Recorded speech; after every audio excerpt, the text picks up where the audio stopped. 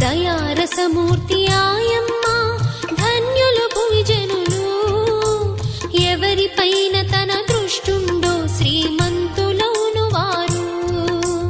లక్ష్మీదేవి కథా శ్రీ లక్ష్మీదేవి కథా లక్ష్మీదేవి కథా శ్రీ లక్ష్మీదేవి కథా.